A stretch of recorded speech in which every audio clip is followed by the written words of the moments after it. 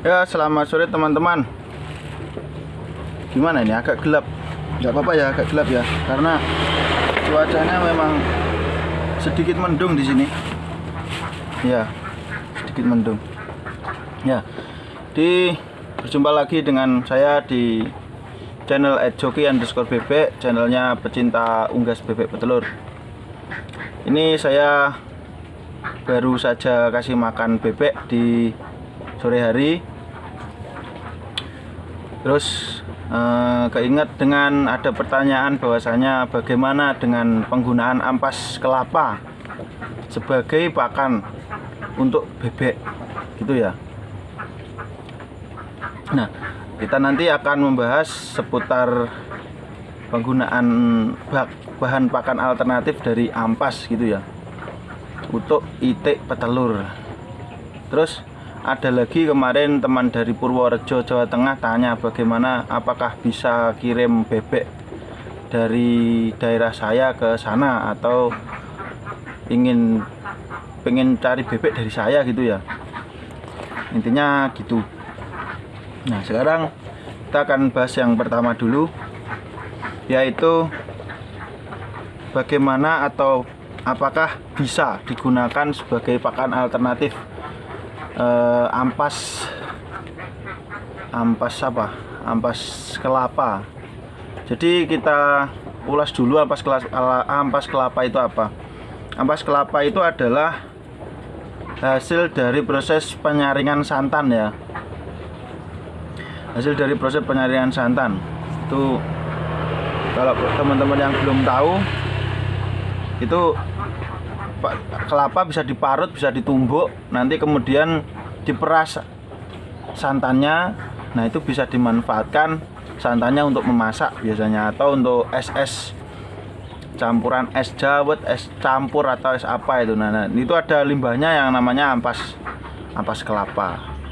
Nah, ampas kelapa itu banyak sekali memang dibuang ya, karena itu termasuk limbah dan misalkan dikasihkan pakan ke kaki 4 atau rumanesia mungkin ya kurang bagus. Tapi kalau untuk unggas gimana? Kalau kaki 2 khususnya seperti bebek. Nah, kalau kita mau kasih pakan alternatif ya teman-teman, itu kita harus berpikir bagaimana keadaan pakan. Apakah ada jumlahnya banyak, dan banyaknya itu apakah ada kontinu gitu loh. Itu pertama. Terus yang kedua, yang namanya pakan alternatif itu untuk unggas bebek itu segala macam bisa. Yang penting tidak mengandung racun. Itu ya. Nah, penggunaan pakan alternatif ini jangan lebih juga sampai 20%. Itu kalau saran saya, karena ketika mungkin pakan bahan alternatif ini istilahnya apa? Ada habisnya, itu akan tidak mempengaruhi pada produktivitas bebek. Pun kalau mempengaruhi itu hanya sedikit, kisaran ya 10-15%. Nah, itu. Nah, terus bagaimana nilai nutrisinya untuk ampas kelapa itu tadi, khususnya untuk bebek yang sudah produksi, kan gitu ya. Kalau dilihat dari nutrisinya itu mungkin ya, kalau ini saya analisa analisa gerambiangan saja atau analisa tebak-tebak prediksi. Nanti kalau misalkan pengen tahu detail nutrisinya, itu bisa dilihat dari mungkin kita browsing ya, atau dari Balitnak label atau apa tabelnya nutrisi dari ampas kelapa itu apa, insya Allah ada itu, bisa cari browsing ke internet. Nah, itu fungsinya hanya sebagai bahan pakan alternatif, jadi mengurangi atau menghemat pakan gitu saja. Kalau memang banyak dan apa istilahnya kontinu, nah itu bisa. Cuma mungkin untuk kelapa itu ada masa basinya ya, mungkin 2 hari 2 malam itu sudah berbau tengik. Nah, kalau bisa sebelum tengik itu penggunaannya. Itu ya. Atau mungkin bisa teman-teman bisa membuat kering, dikeringkan dulu enggak apa-apa, dijemur. Jemur atau di oven atau di apa itu enggak masalah. Itu bisa digunakan sebagai bahan pakan alternatif. Hanya campuran, bukan bahan pengganti. Nah, kembali lagi untuk khususnya itik petelur. Nah, itu kita harus melihat pembiasaan kalau alaminya begitu ya. Jadi pembiasaan dari awal itu gimana? Apakah sebelum dia nelur itu pembiasaan gimana? Katakanlah pakai katul, kalau saya katul terus ampas ketela, tonggok atau gamblong sama konsentrat. Ya, vitamin jelas, mineral jelas. Terus kemudian jelas pakai maksudnya ya. Terus kemudian kalau teman-teman pengen pakai ampas kelapa, nah itu tadi keadaan bagaimana, kontinuitasnya bagaimana. Terus yang jelas kalau bebek itu pembiasaan atau kebiasaan dari awal bagaimana ya. Mungkin nanti kalau misalkan dari awal sudah pakai campuran itu mungkin aman sih menurut saya. Yang menjadi bahaya ketika sudah di tengah masa produksi terus ampasnya itu kehabisan. Itu yang kadang-kadang mengurangi produktivitas. Ya, itu tadi kalau menurut saya ya, menurut saya penggunaan ampas kelapa seperti itu. Itu yang khusus untuk petelur. Nah, terus kalau misalkan ampas itu digunakan di pembesaran bebek gimana? Pembesaran itu gimana? Masa growernya ya enggak apa-apa, jelas enggak apa-apa itu. Orang bebek itu di sawah makannya lumpur, makannya akar rumput, makan apa segala macam, asal enggak berbau bangkai itu enggak apa-apa. Itu bebek. Itu ya. Nah, kalau misalkan masa grower dikasih ampas ya enggak apa-apa, jelas enggak apa-apa. Yang penting jangan tengik. Kalau tengik itu biasanya bebek enggak mau. Terus jangan sama kena garam. Bebek enggak suka garam, enggak suka asin bebek itu. Ya. Kalau pahit dia mau, manis dia mau, kecutnya kalau kecut itu asem ya. Asem mau enggak ya? Asem mau. Pernah saya pakai pakan fermentasi itu kan asem itu. Itu mau bebek. Tapi kalau asin dia benar-benar enggak mau.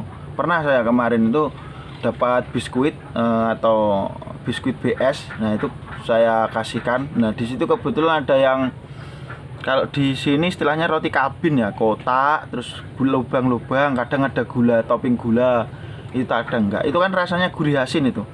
Satu karung, enggak mau akhirnya. Ya terpaksa saya akumulasikan ketika penggunaannya sekian persen.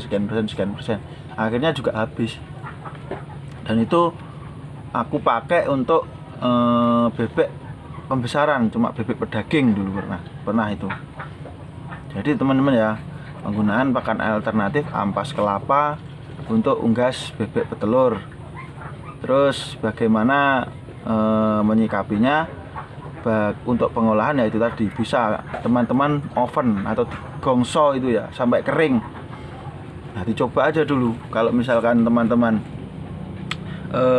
memang benar-benar di tempatnya itu banyak, kan sekarang juga ada ya pabrik atau tempat pembuatan es krim atau pabrik santan itu ada. Itu istilahnya limbah ampas kelapanya memang banyak. Nah, itu suatu keberuntungan untuk teman-teman yang ada di wilayah tersebut. Itu. Terus pertanyaan yang kedua tadi apa? Bagaimana? Pertanyaan yang kedua, apakah bisa saya diorder bebek? Ya terus terang teman-teman, untuk saat ini saya memang khususnya di beternak untuk telur. Dan kalau misalkan pengen minta bayar itu bisa sebenarnya. Cuma saya juga tanya ke teman-teman yang biasa angon seperti Mbah No, seperti Pak Budi itu ya. Mungkin ada teman yang lain dari wilayah saya, tapi kalau di luar daerah, katakanlah di Purworejo atau di Jawa Barat itu saya rasa terlalu jauh ya mungkin, atau alokasi transportasinya itu terlalu jauh, mungkin saya belum bisa. Tapi kalau misalkan teman-teman pengen membahas seputar bebek, nanti kita akan sharing ya. Kita akan berbincang-bincang, atau juga nanti kalau misalkan teman-teman itu malah bisa memasarkan telurnya, ya kita bersama-sama bikin atau bersama-sama menghandle pasar misalkan. Nggak apa-apa ya, namanya juga berusaha. Mungkin di sana ada tengkulak yang lebih besar, atau kalau bisa ambil dari tempat saya ya saya istilahnya ngejual ke sana ya oke, gitu loh teman-teman. Kalau di sini memang wilayahnya itu ndak begitu ramai seperti di kota besar ya. Jadi untuk misalkan saya pelihara full kandang itu populasi 500 itu kadang-kadang terkendala di pemasaran juga. Jadi saya main aman di titik itu ya. Jadi kalau misalkan pasar memang bagus itu ya nggak apa-apa sih, cuma kan pasar bagus itu juga ada siklusnya seperti yang sudah saya jelaskan di video sebelumnya tuh. Jadi ya nggak apa-apa, kita bangun kerjasama, kita bangun relasi dari istilahnya daerah. Mungkin saya di Jawa Timur, teman-teman di Jawa Tengah, itu nggak apa-apa. Atau sekedar ngobrol itu kan juga nggak apa-apa. Karena kita juga satu negara mungkin ya, satu rumpun Jawa. Toh beda rumpun juga apa-apa. Yang penting kita itu Indonesia. Yang jelas kita janganlah istilahnya apa, terpengaruh isu-isu politik dan lain-lain. Yang penting kita itu beternak, memberikan suatu karya yang terbaik untuk negeri ini, bisa konsisten di dunia ternak, mungkin juga bisa berkontribusi dengan pabrik-pabrik, karena pabrik-pabrik juga membutuhkan kita. Mereka juga jual pakan ya kan. Kalau bisa bagaimana caranya supaya pabrik itu setiap tahunnya bisa membuat pakan itu ndak naik-naik amat lah, kasihan kita yang di bawah. Karena sebagai peternak juga pakanannya selalu bergantung dengan pabrik. Kalau bisa mungkin di video saya atau di beberapa video saya atau di channel saya ini ada orang-orang yang bekerja dengan pabrik, ayolah tolonglah peternak kita itu biar bisa mencari peruntungan dari usaha ternak gitu loh ya. Jadi kita saling membantu, saling mensupport antara perusahaan dengan pakan, ternak dengan ternaknya gitu loh ya. Jadi kami yang ada di bawah itu tahu dan sangat tahu bahwa yang mainan di atas itu pemodal semua, dan nggak bisa dipungkiri kondisi politik, isu sosial di negara kita sangat-sangat bergelombang ya, bergejolak. Maka dari itu mungkin harga pakan juga luar biasa naik. Yang dulu saya itu pertama beli sentrat di tahun 2000 berapa itu ya, 2014 itu sekitar 390, sampai sekarang sentratnya itu sampai 500 lebih.